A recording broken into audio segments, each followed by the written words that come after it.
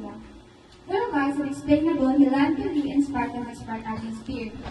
This was also where a girl named Mira was born, who was known for her wit and bravery in standing up for what is right. One thing that caught their attention was the legal project, which has been inaugurated but never seems to come to a close. A suspicious meeting at the town hall is also being held every time, but the people never have an idea what it is about. Tomas, Mira's brother, was an IT student who worked as a janitor in the municipality. He is timid and careful, which makes him unnoticeable by the officials.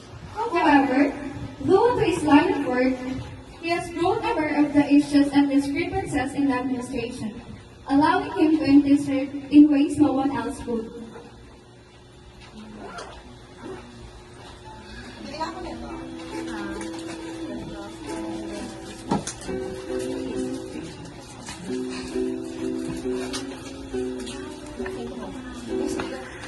Hoy, Lia! Bakla ka ng taon! What's that look on your face naman? Swear, kahit sinong pintor, hindi kayo everytime pagmumukha yan. Go na! Spill mo na sa akin yan.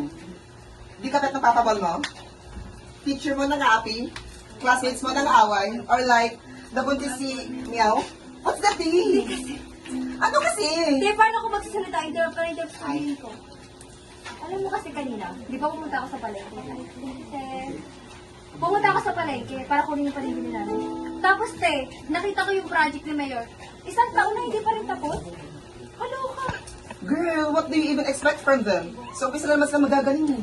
Mga lalaki talaga. Eh, are you even bothered na halos walang matatapos sa project? Eh, I heard, ang laki-laki ng budget for this project.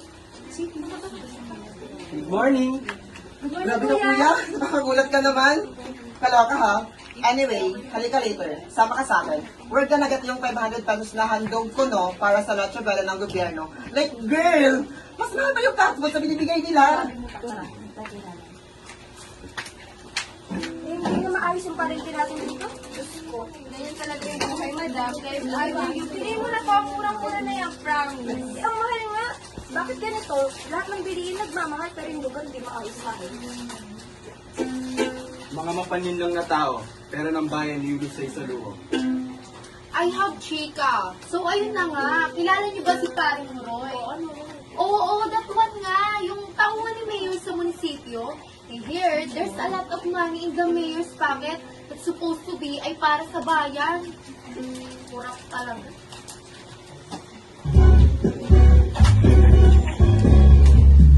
Ito na naman naririnig mga sabi-sabi sa paligid.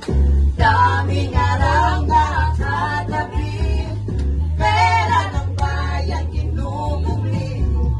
Pondo sa eskwela, nasipid, pagsandaan, kinupit, mukhang nasipid ng magaling. What are they hiding?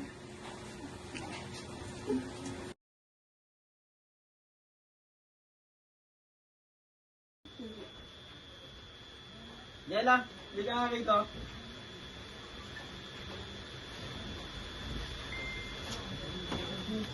Paka-turn over nga itong mga projects documents sa mayor office.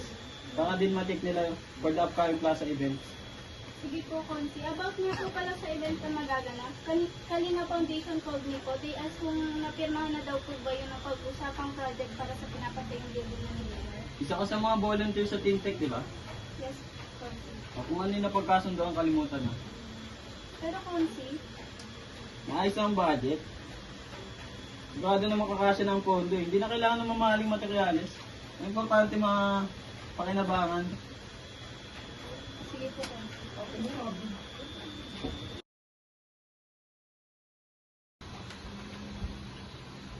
Good afternoon po, Konsi. Good afternoon. Ito pala yan. Good afternoon. Pumuna kayo. Salamat po. Konsi, hihingi po sana kami ng photo. Nakakaya naman po, pero gusto po namin kayo imbitahan sa munting salo-salo sa lugar namin. Bilang pasasalamat na rin po sa naitulong niyo po sa amin, Konsi. Wala yun. Tungkulin ko po yun. Ang magserbisyo sa atin.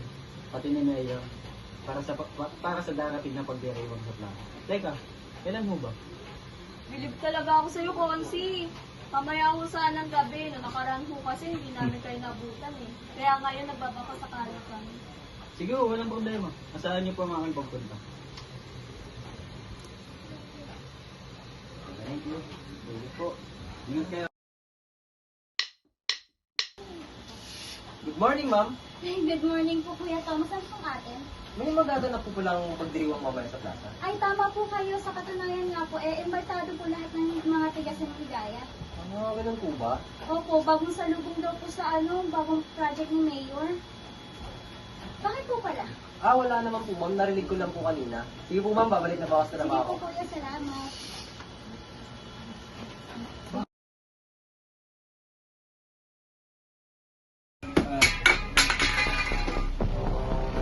Ano? Ang sabi ni Mayor? Nabili kasi tayo niyan dahil sa katangahan niya eh. Anong narang? Kita mo? Bilis ng paiputin niya mga yan.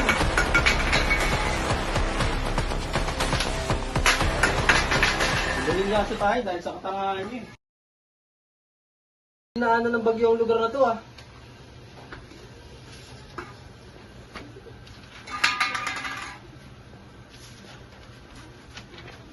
Ano to? Di ba dapat nasa may finance office na to?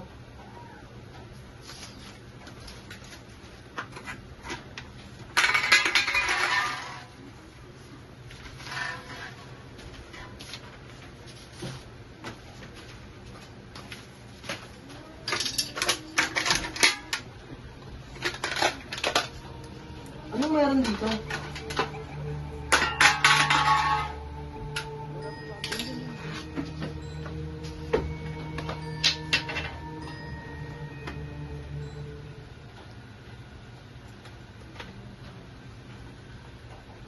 Pardo, how's the bridge? May progress na ba? This is a supplier, Mayor. Pero mahal ang presyo. Huwag mahal. Get the cheapest supplier. Cheap materials are good enough for the people here. I understand, Mayor. But the quality might drop if the materials are substandard. Don't worry about that. Basta makabawas tayo ng malaki sa gastos. So ipapalusot na lang natin. Yes. Reduce materials pero huwag kang pahalata. What about the workers? They might complain. Just explain that we have a deadline and budget cuts. Hindi na yun magtatanong, mga mangmang naman sila eh. Okay, Mayor. That will do. Pero sinisigurado namin ang ongoing pa rin ang project para sa di mag-alsa. That's right, do it without anyone knowing. We will make a lot of money. You're right. No one will know na may milagro tayong ginagawa sa pondo habang mukhang gumagana ang mga proyekto natin.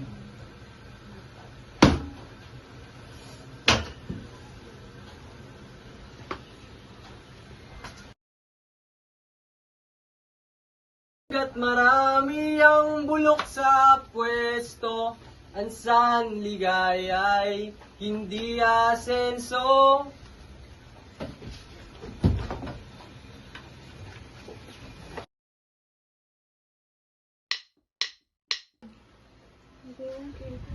Ay, kuya.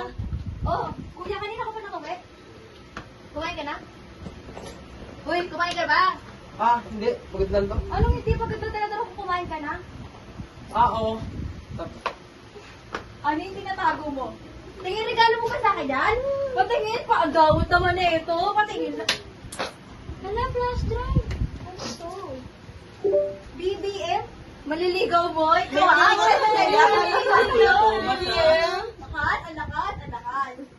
Guys, may sasabihin ako sa inyo. Pero sana'y pangako niyo sa akin na hindi niyo pagsasabi sa kahit na sino. Kanina, habang naglilinis ako sa opisina ni Consi, nakita ko yan. Ang laman ng flash drive na yan ay lahat ng katiwalian nila. Sabi ko na nga ba eh. Mga demonyo, lagi mo nalipadas ka yun. Tira, baka mapahamak tayo. Huwag na tayo makasali. Nakakatakot silang kalaban. Mas nakakatakot kung wala tayong gagawin. Mas nakakatakot kung mananahimik lang tayo at hahayaan nilang kunin yung pera na para sa atin. Naintindihan mo ba ako? Isipin mo yung ginawa ni Mayor sa tatay mo. Kuya, kailangan may gawin tayo. Tama si Lira. Kahit na natatakot tayo, dapat may gawin tayo. Hindi dapat tayo pumapayag. Pardo, how's the bridge? May progress na ba? There is a supplier, Mayor. Pero mahal ang presyo. Huwag mahal. Get the cheapest supplier. Cheap materials are enough for the table here. I understand, Mayor. But the quality might drop if the materials are substandard. Don't worry about that, Pardo. Basta makabawas tayo ng malaki sa gastos. Oh, so ipapalusot natin? Yes, reduce materials. Pero huwag kang paalata. What about the workers? They might complain. Just explain that we have a deadline and budget cuts. Hindi na magtatanong, mga mangmang naman sila eh. Okay, Mayor. That's well all do. Pero sinisigurado namin ang going pa rin ng project para di mag-alsa. That's right, do it without anyone knowing. You can make a lot of money. You're right. No one will know na may milagro tayong ginagawa sa pondo habang mukhang gumagaan ang proyekto. Mga hayop! Mga demonyo kayo! Mga hayop! Kailangan ba lang ba ng lahat? Ito yan, Mira. Nirecruit ba natin sa authorities to? Hindi tayo ligtas. At Jack, kung pag nalaman nito ni Consi, ay makakanib din yung buhay natin. Pero kung mananahimik lang tayo, wala din tayong pinagkaiba sa kanila.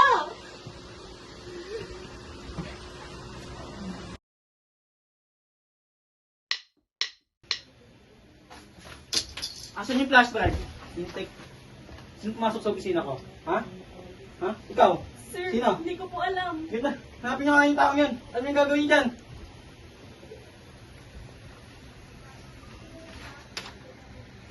Pag kumalat to, tapos tayo lahat. Pumunta si Mira sa bahay nila Kapitana kasama sina Ace, Mina, Rico at Tomas. Magandang umaga, Kap. Magandang umaga. Good morning, Kap. Good morning. Anong may paglilingkod ko sa inyo?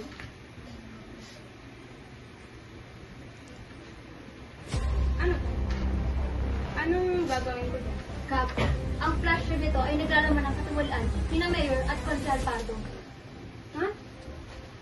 Mabigat ang mga paratang na binibitawan ng mga bata. Kap, kaloka ka. Mukha ba kami nag-joke sa ganyang bagay? Kap, tingnan mo at nang maniwala ka. Nandyan sa loob ang lahat ng ebidensya. Ayokong madamay sa ganyang gulo. May pamilya ako, ineng. Ayoko ng gulo. Natatakot ako at malalaking tao ang binabangga niyo. Kaya mananahimik na lang kayo, Kap.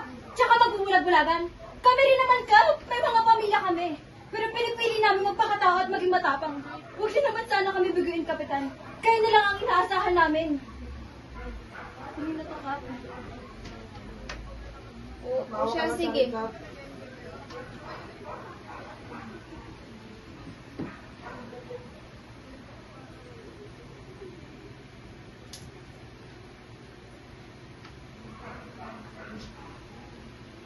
Mga walang puso. Tama kayo. Hindi pwedeng manahimik lang tayo. Bukas, sa pesta sa plaza, ibubunyag natin ang mga katiwalian nila. Salamat po. Salamat po ba na kayo sa amin? Sa bawat takot na nararamdaman, may tapang lagi na pilit sinisiksik. Bawat salita, bawat emosyon, bawat sakripisyo. May katotohanan ng tibong sinisilip at may naghihintay na pangalan. Isang liwanag ng pag-asa ang sumisilip.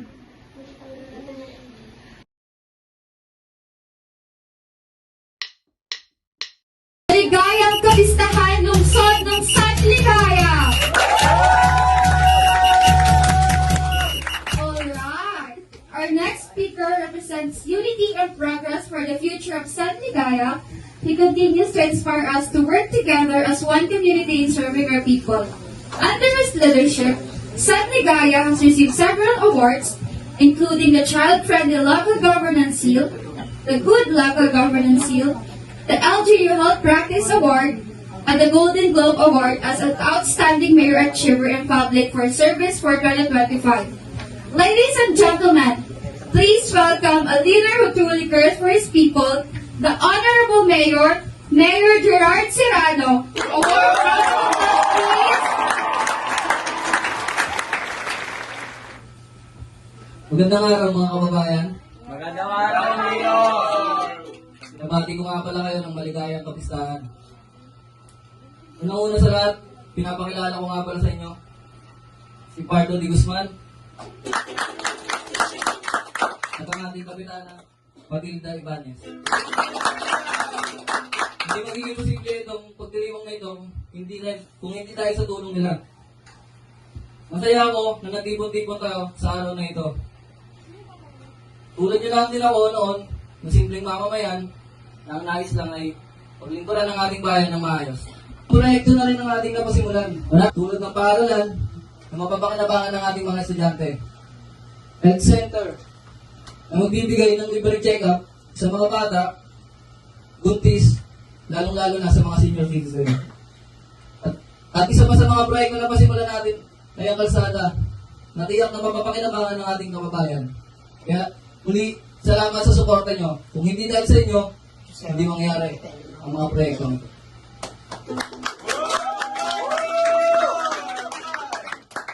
Muli, ang tagumpay ko ay tagumpay nyo rin.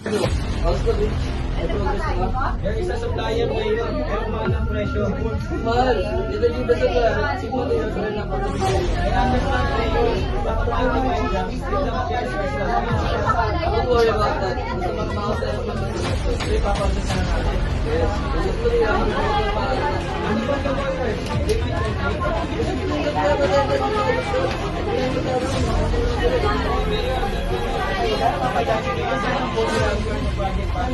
That's right. Anyone know na? You're right, no one will know na nila ito na yung nagawa sa O, sinungaling? Ako! Oo, ako! Marco, anong ginagawa mo? Tama na ang pagpapanggap. Matagal na ako nagtatago sa apelyido namin. Oo, alam ko. Hindi niyo ako kilala. Pero isa ako sa anak ni Mayor Serrano. Ako si Marco Serrano. At ako ang boy na patunay na ang lahat na nakita niyo sa screen ay totoo. Marco! Marco! Marco! I was quiet for a long time. Natatakot ako sa pwedeng mangyari kapag nagsalita ako. Kasi sino ba naman maniniwala sa akin?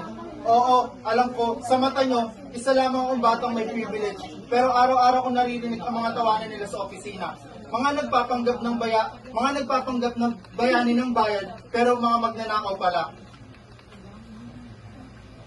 Good! Shocked ako! This is the main character moments! This is what courage looks like. Totoo ang lahat ng sinasabi nila lahat, Mayor. Bistado na kayo sa kasamahan nyo, Mayor Serrano. Marco! Walang hiya ka! Wala kang utang na loob! Kung may kailangan managot, simulan natin sa inyo, sa iyo. At ako na mismo, magsasabi, Mayor Serrano, bistado ka na.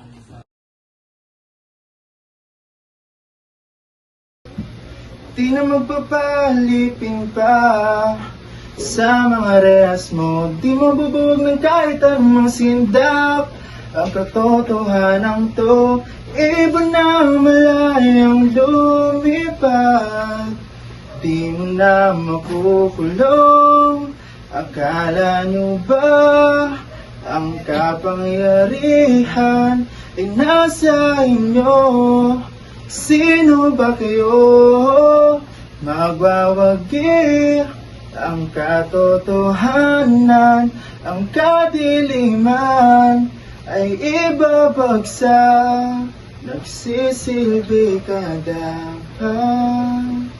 Nahuli na nga at nabigyan ng karapatang parusa ang mga may sala. Hindi naging hadlang ang nangyari upang patuloy na panghinaan ng loob ang mga taga-Saliligaya. Binuo bilang muli ang bayang puno ng tiwala, saya at malayo sa bahid ng korupsyon at pagmamanipula. What if...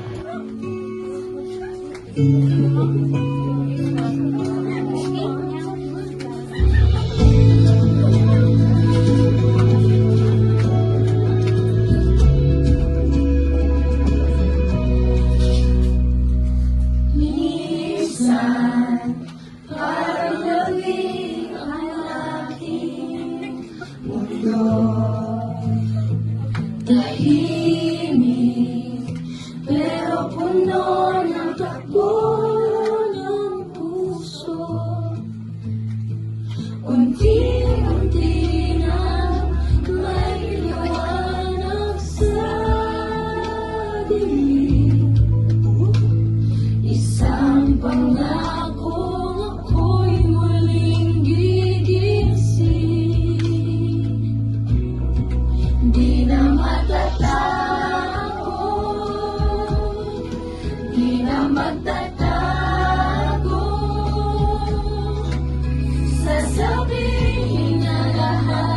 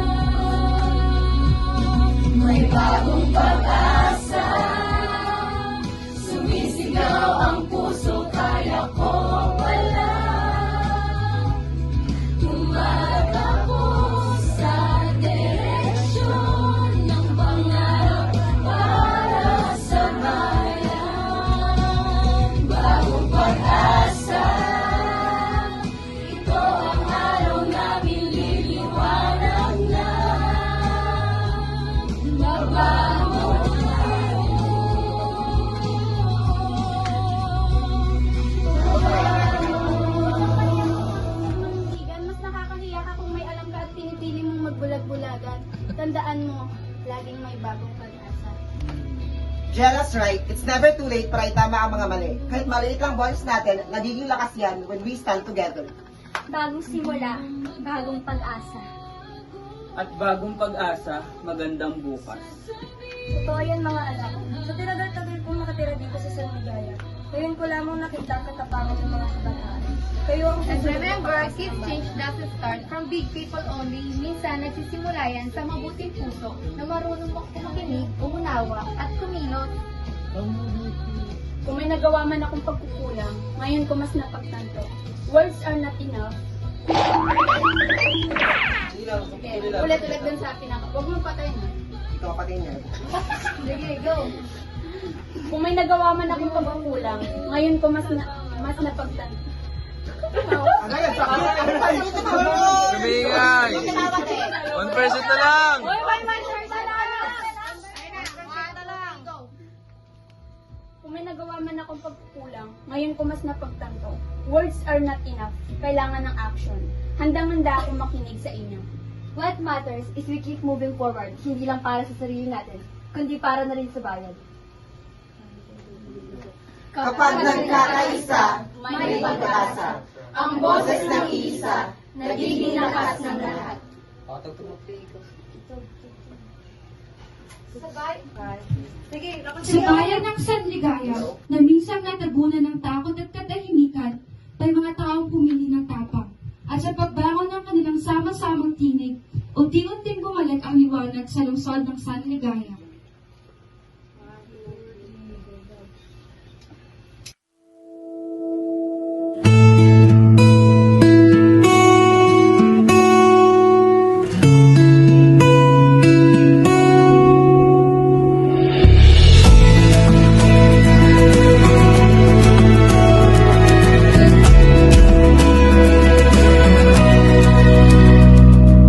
Minsan, parang gabi ang aking mundo. Tahimik, pero puno ng takbo ng puso. Unti-unti nang may liwanag sa dilim. Isang pangakong ako'y muling gigising. Di na matatakot, di na magtatago. Sasabihin na lahat ng alam ko, dahan-dahang lalapit sa liwanag. Ito na ang bagong simula. May bagong paasa, sumisigaw ang puso, kaya ko pala tumatakbo sa direksyon ng pangarap para sa bayan. Bagong pag-asa, ito ang araw namin, liliwanag na. Babangon tayo, Papa.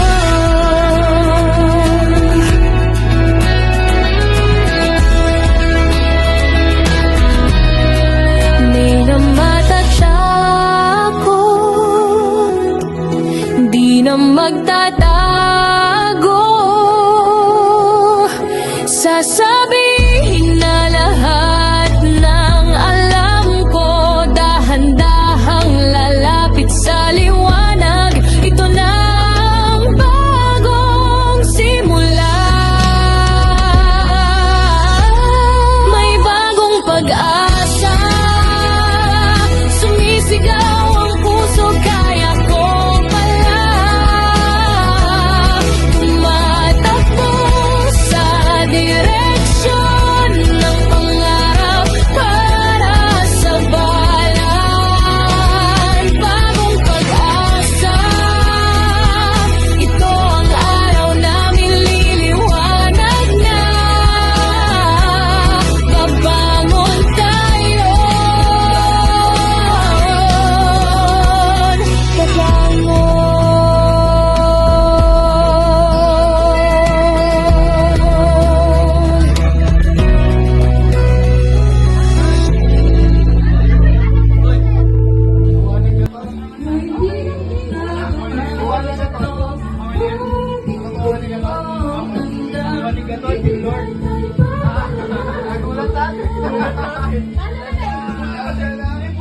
Gulat ako.